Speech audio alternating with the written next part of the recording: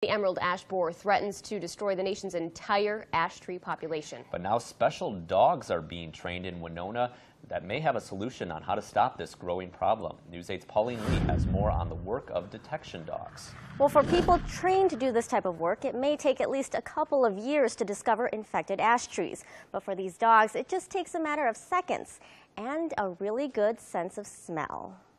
It's what some dogs dream of. Good girl. A game of hide and seek that lasts for hours. But these dogs are searching for more than just a toy. It never ceases to amaze me what they can find. Aimee Hurt of Working Dogs for Conservation trains dogs, including Lily and Wicket, to sniff out invasive species. Okay, let's go find more. On this day, they're working to detect the emerald ash borer in brush piles and mounds of cut firewood at the Minnesota Wood Recyclers in Winona. Did you get all the ones you want to get? These dogs are trained for months to recognize certain scents and odors, and when they do, they get a nice reward in return. It's a trained alert when they start to realize, aha, when I smell this thing, I'm going to get the ball. We just insert in there. First, you have to smell it, sit, tell us about it, and then you'll get the ball. Good girl. With this training, these detection dogs are doing things not even the experts can do. I've spent some time looking through this pile, and I've got years of experience looking for emerald ash borer. I could not find those pieces.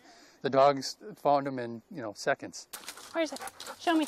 And the hope is to find a way to maintain and prevent the spread of the invasive species through ash trees. Quarantine is a big part of trying to manage this bug, and the dogs are hopefully going to help us in the future in trying to maintain that quarantine and find situations where ash wood may be mixed in with other types of wood unknown and stop that before it's moved out of the quarantine. While it may seem like a lot of work, for these dogs, it's just about getting their chew toy at the end of each round in the game. Her favorite part of the game is not giving it back to me. The dogs you saw in this story, Lily and Wicket, don't just work with emerald ash borers. They actually travel the world to detect other invasive species, including Hawaii, China, Cameroon, and Alaska. Wow, that's pretty amazing, isn't it? All right, thanks, Pauline. Most of the dogs training with Working Dogs for Conservation come from shelters across the nation. The organization tests about 1,000 dogs before finding one or two that are suitable to become detection dogs.